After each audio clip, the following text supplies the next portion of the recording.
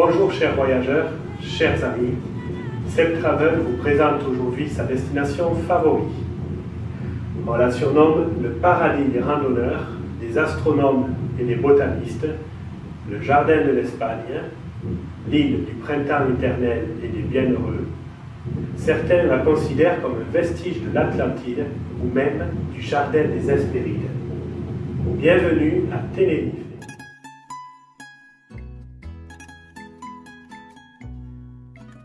Dans l'Antiquité, les poètes grecs situaient le jardin des Hespérides ou jardin d'Éden au-delà des colonnes d'Hercule, sur des îles dites fortunées. Ces îles, parmi lesquelles Tenerife, siègent aujourd'hui au cœur de la Macaronésie. La Macaronésie est une région de l'Atlantique Nord, au large du Portugal, du Maroc, du Sahara occidental, de la Mauritanie et du Sénégal. Elle regroupe 4 archipels d'origine volcanique, les Açores, Madère, les Canaries et le Cap-Vert. L'archipel qui nous intéresse aujourd'hui, les Canaries, se compose de 7 îles et divers autres rochers. Chaque île possède un caractère différent et authentique. Lanzarote au nord-est ne culmine qu'à 670 mètres.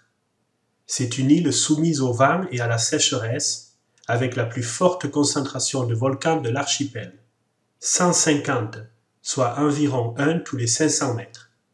Fuerteventura, conjointe sudiste de Lanzarote, ne culmine qu'à 807 mètres.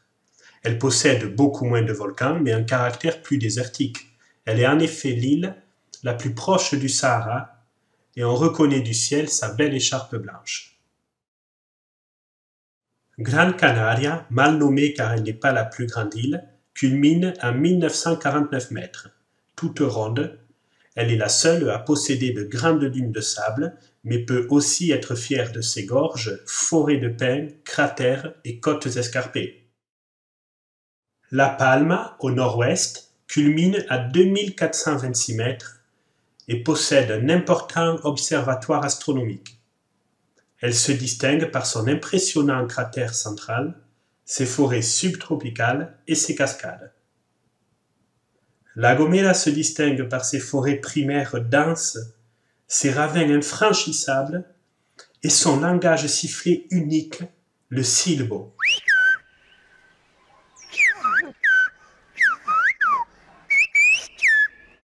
Elle culmine à 1487 mètres.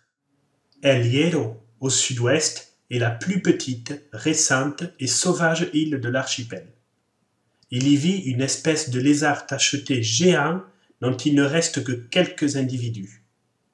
Elle est connue pour ses arbres légendaires et ses falaises de 1000 mètres et culmine à 1501 mètres d'altitude. Tenerife, au cœur de l'archipel, est la plus grande et variée des 7 îles.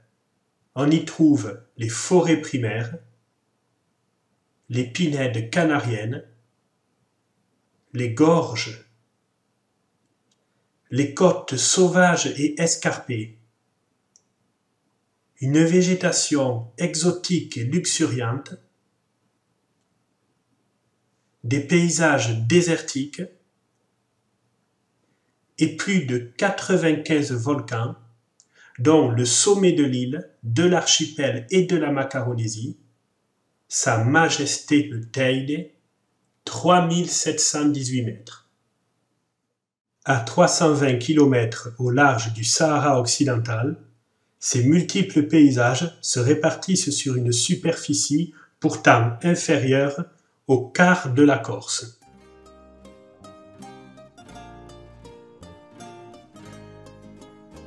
Dans l'archipel des Canaries, Lanzarote et Fuerteventura sont apparus en premier, il y a environ 15 millions d'années. Elles formaient d'ailleurs à l'origine une île unique avant l'érosion de son centre. Gran Canaria est apparue il y a environ 12 millions d'années. El Hierro, la plus jeune, apparue il y a 1 million d'années, est encore en cours de formation. En effet, au large du village de la Restinga, un volcan sous-marin, à 100 mètres seulement sous la surface, menace d'émerger et d'agrandir l'île. C'est ce qui arriva autrefois à Tenerife. Il y a 10 millions d'années, à l'ouest de Gran Canaria, apparaissent à tour de rôle 3 petites îles. Adeje, dont il ne demeure aujourd'hui que quelques sommets, si bien qu'on ne peut être certain de la taille ni de la forme d'origine. Puteno, apparu il y a environ 5 millions d'années. Et enfin, Anaga et ses forêts primaires, qui n'ont toujours pas pris une ride, apparu il y a environ 4 millions d'années. Ces 3 petites sœurs se tenaient alors paisiblement compagnie au sein de l'océan Atlantique. Mais, il y a 3 millions d'années, des forces colossales se mirent à l'œuvre au fond de l'océan et au cœur du trio insulaire. Progressivement, une énorme montagne de feu s'élève dans l'océan Atlantique. Parvenue à 100 mètres sous la surface, la pression de l'eau n'est plus suffisante pour retenir l'ascension et l'éruption s'emballe. Les 3 petites sœurs de l'océan en tremblent. L'eau commence à bouillonner, change de couleur et dégage des odeurs de soufre. Puis tout à coup, c'est l'éruption surtséienne. Le volcan perce l'océan et exhibe sa belle chevelure rouge. Une 4e île vient de naître. En pleine crise de croissance, la nouvelle île prend très vite de l'altitude, étend progressivement ses bras de lave à ses voisines, jusqu'à ce que les 4 îles soient soudées en une seule terre triangulaire. Des millions d'années plus tard, ses habitants la nommeront Tenerife. Tenerife culminait alors à 4500 mètres, une altitude qui donne le vertige pour une si petite surface. L'île, instable, est alors entrée dans une période d'effondrement cataclysmique, parmi lesquels l'effondrement d'une partie du versant orienté sud-est il y a 800 000 ans, un gigantesque glissement de terrain qui a creusé la vallée de Guimard. L'encoche est toujours visible du ciel, comme du sol, et l'effondrement a fini sa course au fond de l'océan. Le même cataclysme s'est produit il y a 500 000 ans sur une partie du versant orienté nord, creusant la vallée d'Orotava. Le paroxysme a été atteint il y a 170 000 ans, avec l'effondrement du sommet originel de l'île, 100 km3 de montagnes disparues quasi instantanément.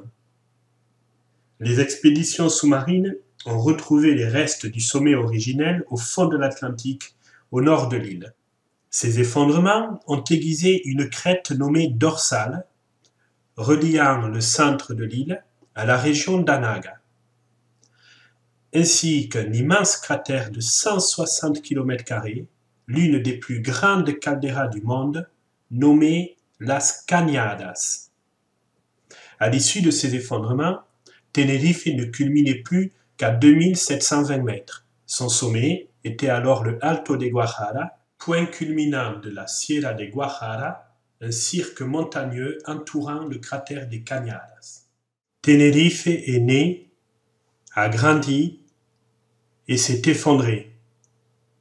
Mais sous ses pieds, le magma cherche toujours une issue vers la surface.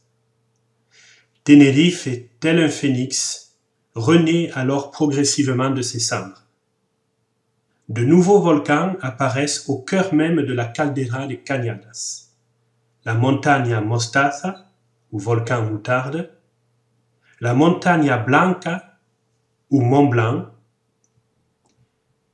le Pico Viejo, ou Vieux Pic, qui, avec ses 3100 mètres d'altitude, est le second plus haut sommet de l'île, et enfin le Teide à 3718 mètres.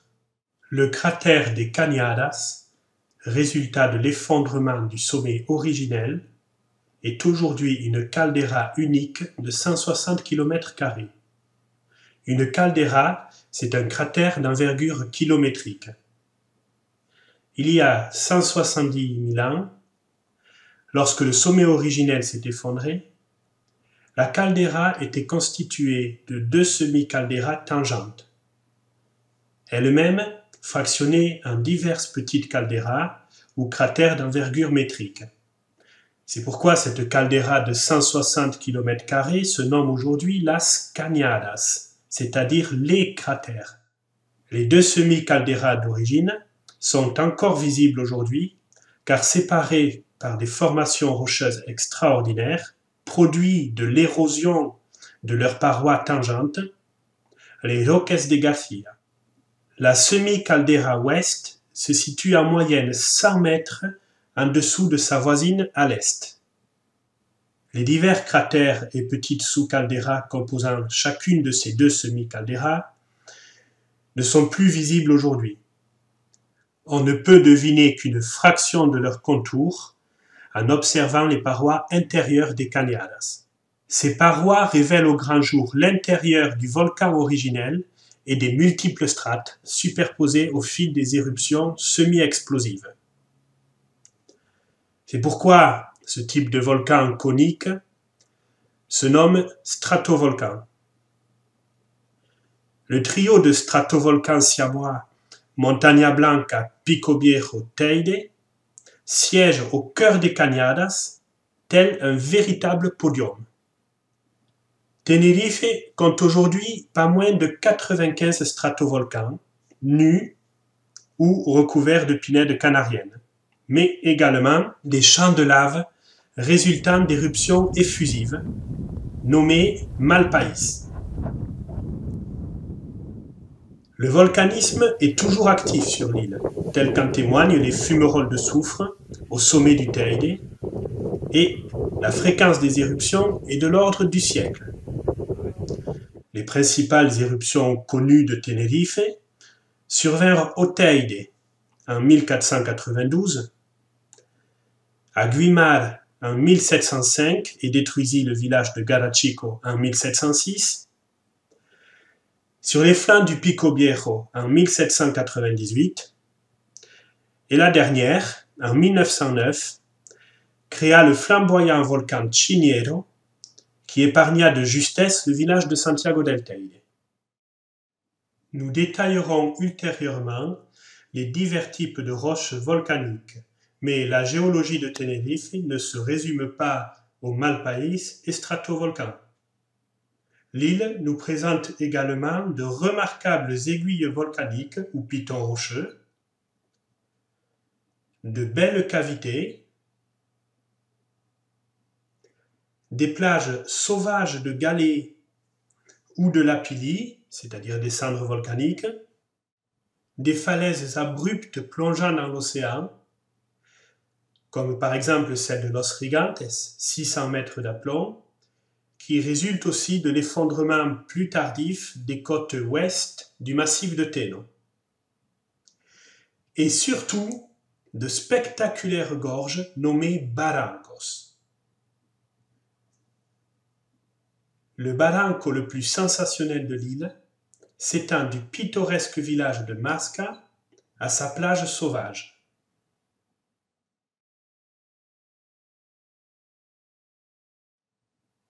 D'autres, comme le Barranco del Natero, sont quasiment inaccessibles et réputés extrêmement périlleux pour ceux qui osent s'y aventurer.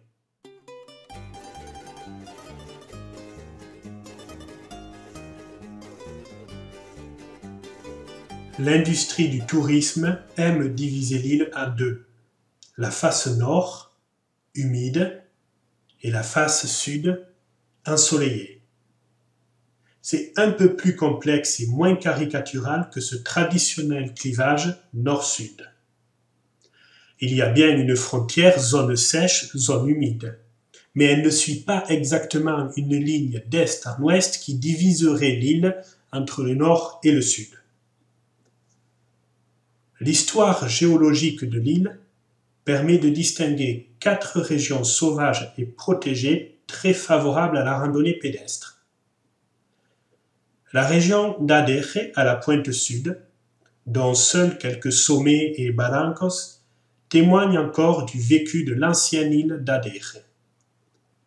Malgré l'invasion touristique balnéaire dans cette région, quelques zones authentiques restent protégées, comme le village de Villaflor, le Barranco del Diablo, le Paisaje Lunar ou encore la Montaña Roja.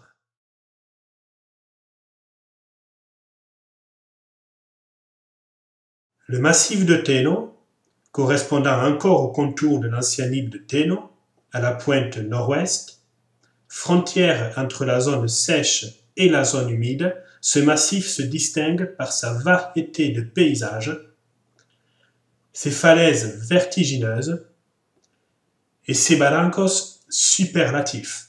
Le massif d'Anaga correspond très exactement à l'ancienne île d'Anaga, si bien qu'on se croirait encore aujourd'hui sur une autre île en s'y rendant. C'est la région la plus sauvage et la mieux protégée de Tenerife. On y trouve essentiellement des forêts primaires de Lorisilba qui n'ont pas évolué depuis leur apparition il y a 4 millions d'années. C'est l'un des derniers vestiges sur Terre de l'ère tertiaire. Le quatrième pôle de l'île est bien entendu le parc national des Cañadas del Teide, classé au patrimoine mondial de l'UNESCO, incluant la Caldera des Cañadas, avec le monument naturel du Teide auquel sont accolés le Pico Viejo et la Montaña Blanca, ainsi que la couronne forestière de pins des Canaries qui entoure les Cañadas. On trouve dans chacune de ces régions un climat singulier et une multitude d'espèces végétales endémiques de la Macaronésie, des Canaries, de Tenerife ou même seulement de l'une de ces régions. En dehors des épisodes exceptionnels et des effets du changement climatique global, le climat de Tenerife est très doux et stable à l'échelle annuelle. Alors qu'en France, les températures moyennes se situent entre 0 degrés en hiver et 30 degrés en été, soit une amplitude de 30 degrés, à Tenerife, au niveau de la mer, elles se situent entre 18 degrés en hiver et 26 degrés en été, soit une amplitude de 8 degrés seulement, avec peu de précipitations et aucun orage. Les vents dominants proviennent du nord-ouest et s'enroulent autour des Cañadas del Teide. C'est pourquoi ils soufflent dans des directions presque opposées entre les deux aéroports. Au cours de la journée, la météo typique est plus instable, comme toujours à proximité de l'océan. Le ciel est dégagé au lever du soleil. Au cours de la matinée, les nuages se forment sur l'océan, puis, poussés par les vents alizés, viennent s'accrocher aux montagnes en milieu de journée, entre 1000 et 2000 mètres d'altitude. Parfois, ils s'enroulent autour du Teide aux environs de 3000 mètres. Puis, en soirée, le ciel se dégage de nouveau. Le massif d'Anaga, véritable îlot sur l'île de Tenerife, est la région la plus humide. Sa crête dorsale culminant en moyenne à 1000 mètres la sépare en deux versants, nord et sud. À proximité des côtes nord, les averses y sont plus fréquentes que sur le reste de l'île, et les brumes ou brouillards entre 700 et 1000 mètres sont presque quotidiens, de l'automne au printemps. C'est pourquoi ce versant nord du massif d'Anaga a si bien conservé les forêts de Lorisilba, âgées de 4 millions d'années. Les forêts primaires de Lorisilba se composent de diverses espèces endémiques, c'est-à-dire propres à une région et n'existant que dans cette région. Le laurier sauvage, véritable vestige de l'ère tertiaire, n'existe plus que dans le massif d'Anaga, sur l'île de La Gomera et sur l'archipel de Madeira. C'est donc un endémisme macaronésien, quasi canarien. On trouve également dans la Lorisilba des fougères endémiques du massif d'Anaga, des éoniums endémiques de Tenerife, des campanules des Canaries, Dracunculus canariensis, Corona de la Reina, Chahora, endémique du massif d'Anaga et de Teno, Cañaeja, également un endémisme canarien, Limonium arborescens, un endémisme de Tenerife, du tejo, endémisme canarien, et diverses fleurs endémiques des Canaries ou de Tenerife, comme des Pericalis equinata,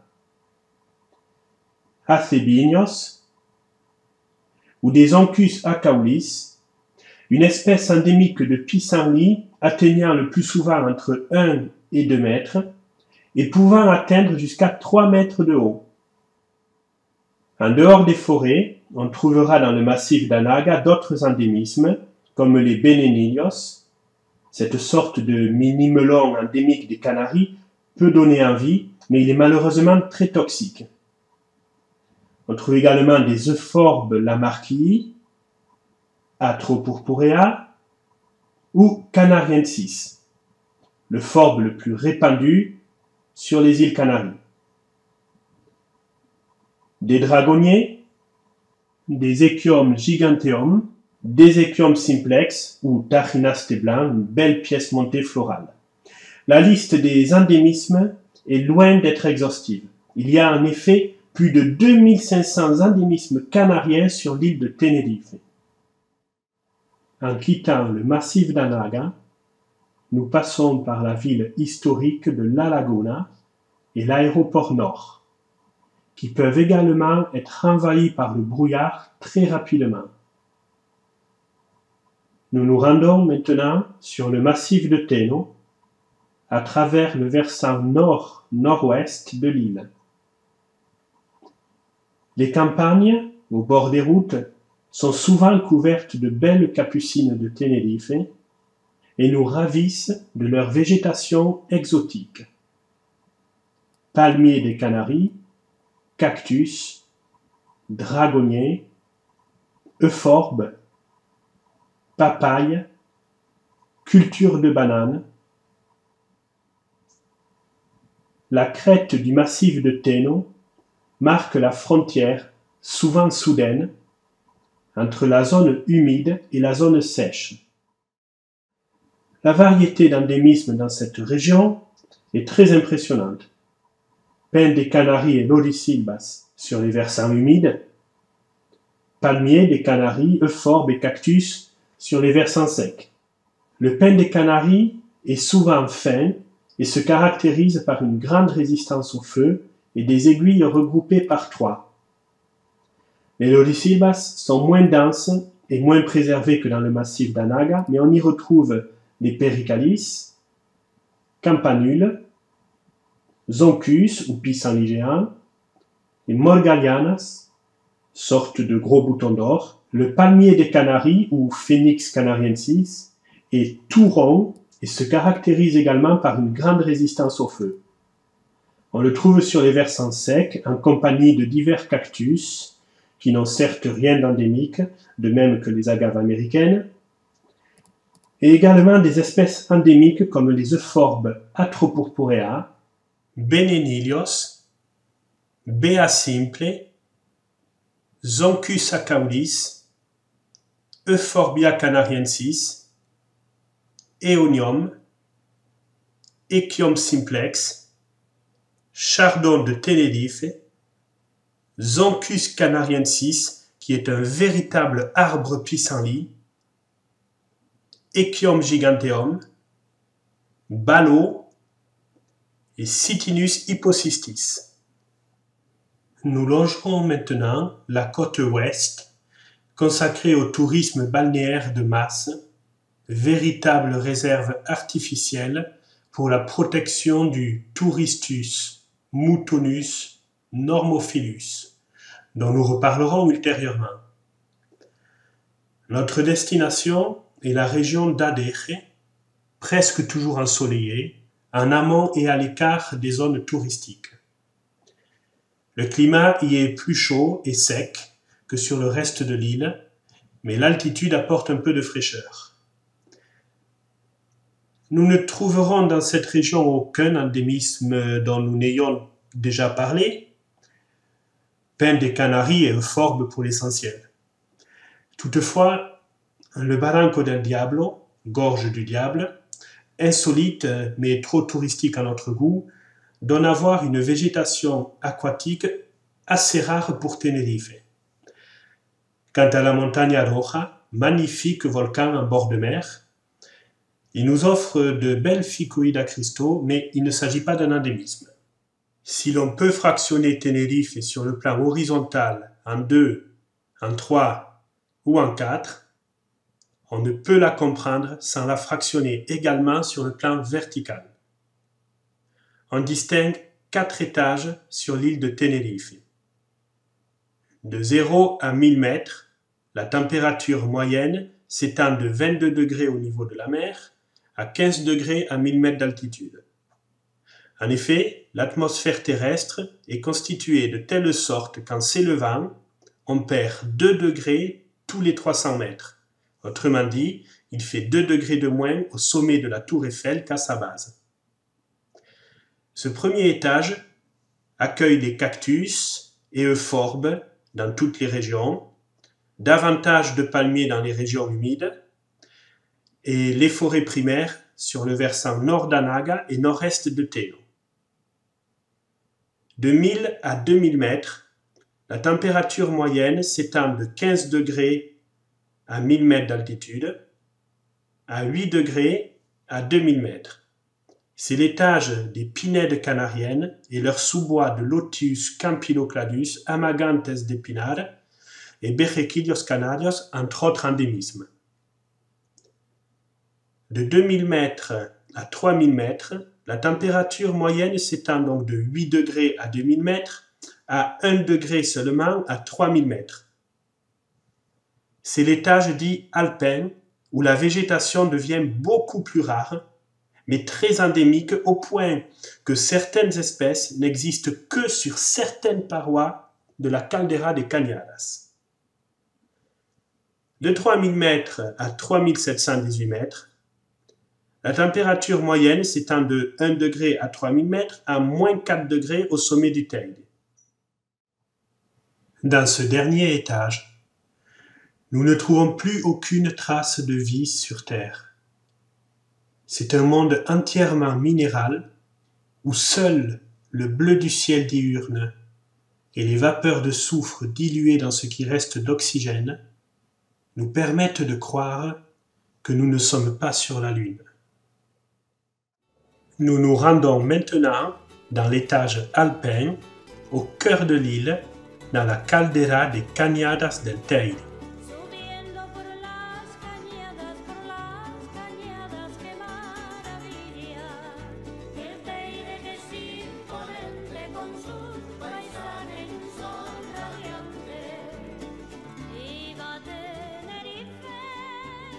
Monter dans les Cañadas del Teide est effectivement une promesse d'ensoleillement maximal et donc de sécheresse. Dans cet environnement, le contraste entre température réelle et température ressentie peut être très important. Les températures moyennes sont toujours relevées à l'ombre. Dans les Cañadas, il n'y a pas d'ombre. En revanche, sur les pentes du Teide, le vent peut être fort et refroidir beaucoup le ressenti. Au fond de la caldeira, en plein soleil, à midi en juillet, on peut ressentir 22 degrés. En revanche, au sommet du Teide, en février, au lever du soleil avec le vent, on ressent bien moins 17 degrés. Dans ce paysage martien, où fut d'ailleurs testé le robot Curiosity avant d'être envoyé sur Mars, on n'imagine pas une quelconque richesse botanique. Et pourtant, on y trouve des espèces rares, si rares que certaines n'existent sur Terre que dans certains recoins de cette caldeira.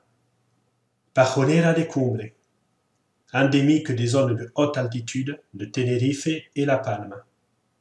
Retama del Teide, ou genêt du Teide, endémisme canarien présent en moyenne et haute montagne. Alélie du Teide, endémique des zones de haute altitude de Tenerife. Népète du Teide, plus rare, endémique de la caldeira des Cañadas. La violette du Teide, endémique de la caldeira des Cañadas, très rare. Et enfin, l'un des emblèmes de l'île, le rarissime Tachinasté rouge du Teide, qui ne fleurit qu'une fois dans sa vie, quelques semaines seulement au terme de 2 années de croissance. Il ne vit que sur certaines parois des cañadas. Considérés dans l'Antiquité grecque comme le jardin des Hespérides, les Canaries ont été probablement peuplées dans un premier temps par des tribus berbères d'Afrique du Nord-Ouest. Ces tribus installées dans l'archipel fondèrent une civilisation historique, la civilisation Guanche. Les habitants actuels de Tenerife, nommés Tinerfeños, doivent leur nom au plus illustre roi Guanche, le Mencey Tinefe le Grand. Fils du Mencey Sunta, Tinefe le Grand établit sa cour à Adere. Sous son long règne, à la fin du XIVe, début XVe siècle, Tenerife connut paix et prospérité, et la civilisation Guanche son apogée. À sa mort, Tinefe légua son royaume à ses 9 fils, qui, se le partageant, divisèrent l'île en 9 menceyatos. Le Mencey Añaterbe régna sur le menceyato de Guimar, Benearo sur celui d'Anaga, Tegeste sur Tegeste, Acaimo sur Tacoronte, Bencomo sur Tauro, Pelinor sur Ico, Romen sur Daute, Pelicar sur Adeje, et le Mencey Adjonia régna sur le menceyato de Abona. Mais bientôt, la famille de notre milliardaire Liliane Bettencourt, qui finit par perdre sa particule, mais manifestement pas sa fortune acquise au fil des siècles, va sonner la fin de cette paisible civilisation. En effet, en 1402, le Normand Jean de Bettencourt, ascendant de Liliane, conquit pour le compte de la couronne d'Espagne l'île de Fuerteventura, où fut construit en son honneur le célèbre couvent de Bettencuria, puis l'île d'El Hierro. Le conquistador espagnol Alonso Fernández de Lugo conquit ensuite aisément les autres îles par de petites batailles ou en négociant avec les chefs guanches comme à Gran Canaria, à l'exception de Tenerife. Mais à quoi bon conquérir une île au relief très accidenté, sans grande richesse, et par ailleurs défendue par des guerriers guanches beaucoup plus nombreux et déterminés? Tout bascule en 1492, alors que le Teide entre dans une éruption historique, pas tant par son ampleur que par sa célèbre date. Car, si nous connaissons la date de cette éruption, c'est parce qu'un certain Christophe, naviguant vers l'Amérique, la mentionna dans son carnet de bord. Tenerife devenait alors l'île offrant la plus grande superficie pour la dernière escale avant le Nouveau Monde. En 1493, Fernández de Lugo débarque ses hommes au pied du massif d'Anaga, où sera construite la future capitale Santa Cruz de Tenerife, et engage les négociations avec les Guanches. Les 9 fils de Tinefe le Grand se divisent alors entre résistants, négociants et collaborateurs. On peut même qualifier le Mencey Añaterbe de traître dans la mesure où il a fourni aux conquistadors espagnols des guerriers et fournitures contre ses propres frères guanches. Après avoir soumis à l'amiable, si je puis m'exprimer ainsi, les royaumes du sud et de l'est, Adeje, Abona, Guimar et Anaga, Fernández de Lugo arracha au royaume du nord un accord de paix précaire. Bencomo, Mencey de Tauro et chef de file des royaumes résistants, accorda aux conquistadors la bienvenue sur l'île à condition qu'ils viennent animés d'intentions de paix, sinon ce serait la guerre. Mais à peine le pacte conclu, les guerriers espagnols s'engouffrèrent dans le royaume de Tauro, c'est-à-dire la vallée d'Orotava, pour y piller des chèvres. Ils firent de même dans le royaume d'Anaga. Ce fut l'hostilité de trop. Le Mensei Benearo rejoignit la résistance et la guerre fut engagée. On en a retenu essentiellement la célèbre, en tout cas sur l'île, bataille d'Acentejo qui se déroula en 2 manches. La première en 1494, remportée par les Guanches dans un village que les Espagnols nommeront la Matanza, c'est-à-dire la tuerie. La seconde, 2 ans plus tard, en 1496 donc, à l'issue de laquelle les Espagnols écrasèrent définitivement la civilisation guanche dans un village voisin qu'ils nommeront la victoire d'Acentejo, la Victoria de Acentejo. Bien entendu, les noms auraient été inversés si les vainqueurs avaient été les Guanches. Après la mort du Mensei Bencomo, son fils Bentor hérita du Menseyato de Taoro et tenta de poursuivre la résistance. Mais tandis que sa sœur se mariait avec un envahisseur espagnol, Bentor, petit-fils de Tinef le Grand, dernier des rois guanches, se suicida selon une vieille tradition guanche en se jetant du haut des falaises de Los Realejos.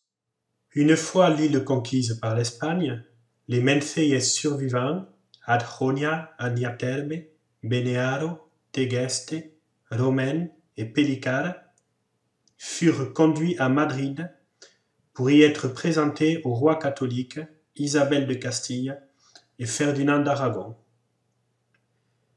Pelicar demeura probablement à Séville en homme libre.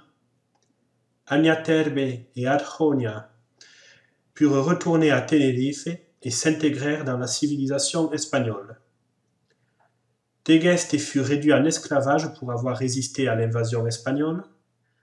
Benearo revint dans le massif d'Anaga sous le nom de Fernando de Anaga et parvint, avec un petit groupe de survivants guanches, à maintenir et transmettre un mode de vie traditionnel.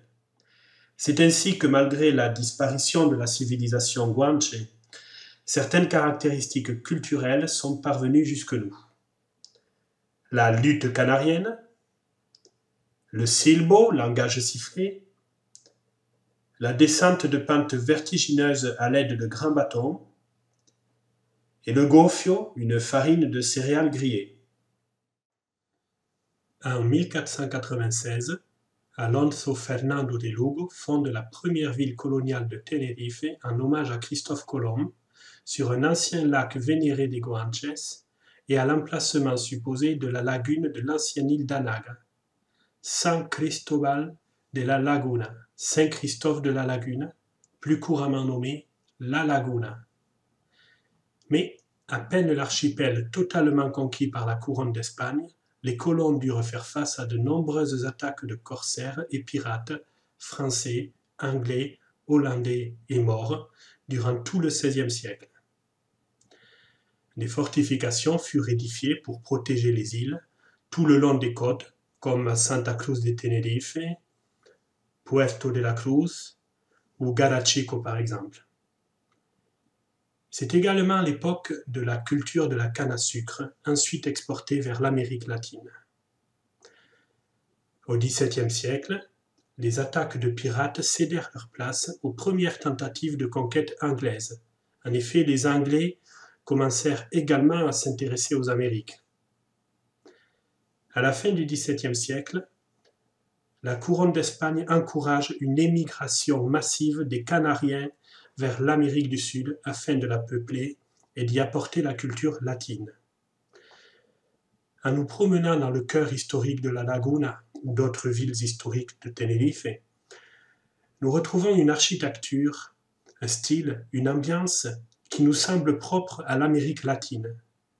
L'impression d'être plongé dans un film de Zorro est assez fréquente, mais historiquement, c'est plutôt l'Amérique latine qui est de style canarien. En 1701, alors que naît le siècle des Lumières, des frères augustins fondent à La Laguna la première université de l'archipel, sur un ancien couvent bâti en 1496. Le lieu extrêmement bien conservé peut se visiter aujourd'hui. Il s'agit de l'un des 2 premiers bâtiments de l'histoire hispanique de l'île. Aujourd'hui Instituto de Canarias Cabrera Pinto, il est devenu un collège et lycée.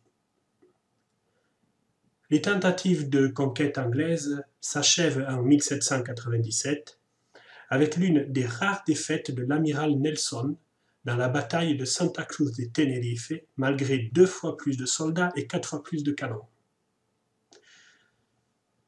En 1823, Santa Cruz de Tenerife devient la capitale de l'archipel à la place de La Laguna jusqu'en 1927. Depuis 1927, Santa Cruz de Tenerife et Las Palmas de Gran Canaria s'échangent la présidence de l'archipel tous les 4 ans.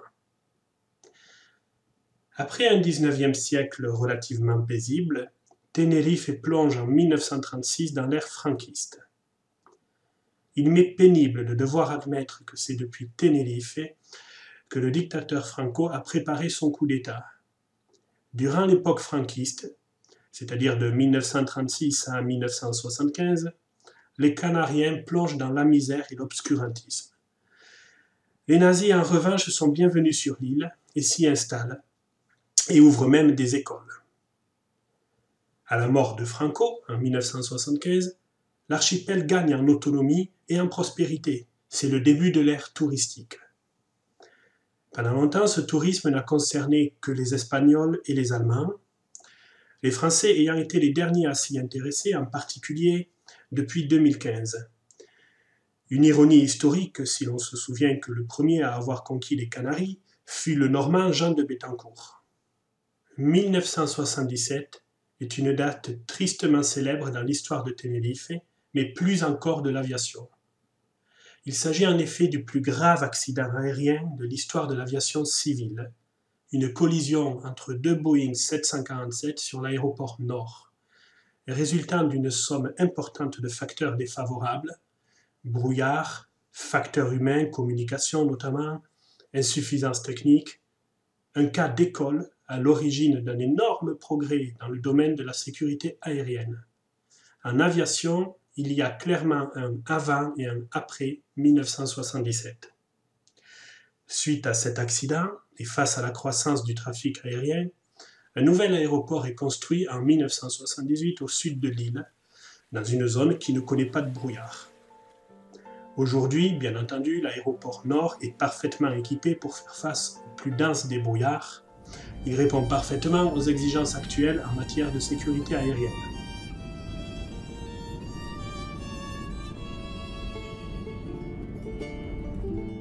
Enfin, en 1982, l'archipel des Canaries acquiert le statut particulier de communauté autonome d'Espagne, dispose de son propre gouvernement et abolit avant tout le monde la corrida. Oui, Canarias est la première région du monde à avoir aboli cette atroce et inhumaine cruauté. Soy la sombra de un almendro, soy volcán, salitre y la